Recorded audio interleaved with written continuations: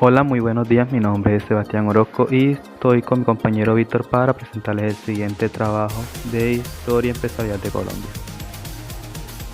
Después de la independencia nacional de Colombia, se necesitaba urgentemente fortalecer su economía y atraer inversión a un país endeudado.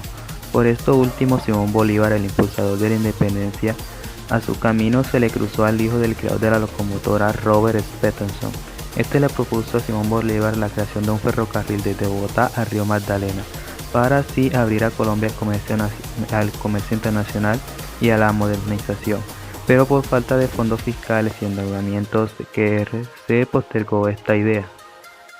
Durante décadas las diferentes zonas del país estuvieron incomunicadas gracias a su difícil y desafiante geografía.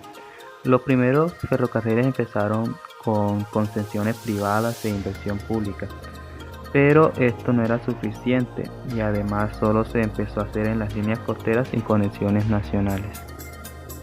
En 1846 se iniciaron esfuerzos para la construcción de un ferrocarril que uniera el río Magdalena con el puerto de Santa Marta. Un grupo de empresarios nacionales fundó una compañía de acciones, pero este fracasó gracias a las garantías y a los subsidios estatales. 24 años después se volvió a intentar, pero este era reunir el puerto de Salgar, puerto importante en el río Magdalena, con Barranquilla, pero por falta de garantías y subsidios también fracasó.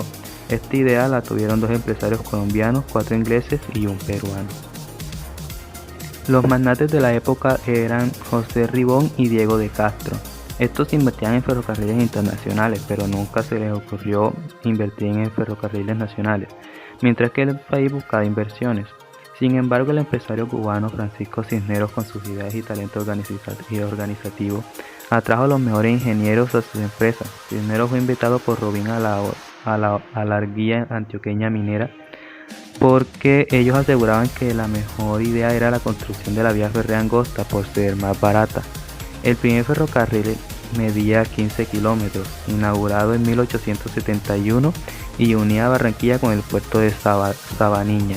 Gracias a alemanes y a sus familiares colombo-alemanes, el privilegio y monopolio para construir el ferrocarril barranquillero fue concedido a los colombianos de vieja estirpe Nicolás Jimeno Collante y Santiago Vila en 1868. Pero ellos, en sociedad con la minoría inmigrante alemana y sus contactos en Bremen, organizaron la obra. El capital de los nuevos inmigrantes tuvo un rol importante en la neofita empresarial ferroviaria en la vieja Barranquilla.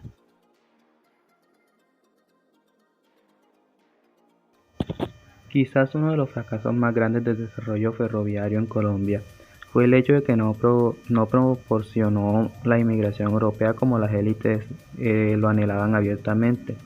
Tal fue esta obsesión que fue una de las metas e ideologías más veneradas por los promotores ferrocarrileros. Los primeros ferrocarriles fueron construidos por mano esclava, es decir, negros, también eran indígenas esclavizados, presidiarios y el ejército, y a veces eran mal pagados e incluso no recibían compensación por su trabajo.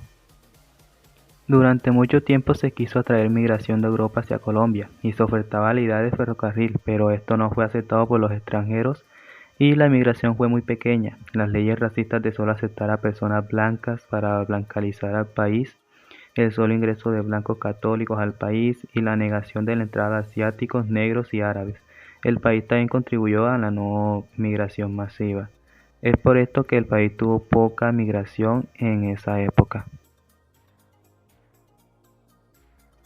La financiación es difícil de trazar. El gobierno de ese entonces se dio el monopolio del transporte y era socio en Barranquilla y se ganó el dinero que se acumuló en la capital. La nueva y vieja Alarquía lanzaron un proyecto ferroviario, un proyecto internacional y nacional en los cuales los recursos locales participaron activamente en el proceso de financiación. Además, el gobierno garantizó un 7% de intereses a los inversores hasta un tope de 600.000 pesos fuertes. En 1875 los dueños intentaron registrar la compañía en Alemania, pero el gobierno colombiano lo nacionalizó y pagó con los ingresos del ferrocarril. La línea férrea en Barranquilla fue relativamente barata y técnicamente fácil de construir.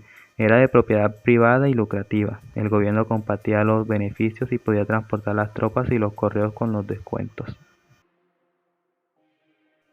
Sin embargo, la Constitución en 1863 impedía que el gobierno central fomentara vías férreas u otros medios de transporte y comunicación que carecían el significado nacional, es decir, que los fondos federales solo podían emplearse para construir vías interoceánicas o mejorar la navegación de ríos que atravesaran más de un estado o que conectarían el país con una nación vecina.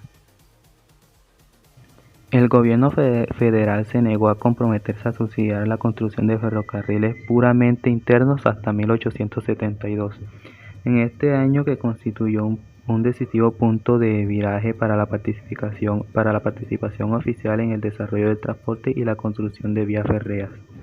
A partir de esta fecha, el gobierno central respondió a las presiones de los grandes terratenientes y los exponentes del sector agroexportador, al enviar las limitaciones e impuestos por la Constitución de 1863 y promover numerosas leyes que proporcionaban subsidios de transporte.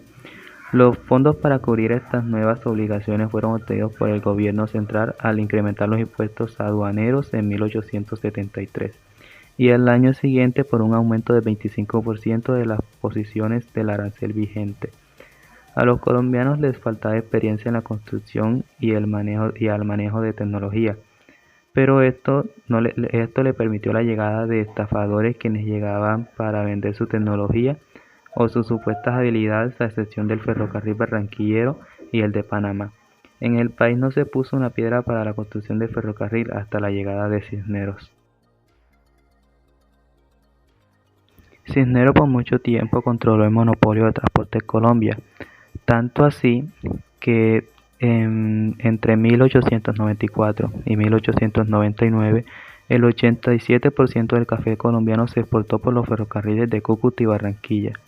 Y esto es solamente gracias a Javier Francisco Cisneros, que fue quien pudo promover los ferrocarriles en Colombia.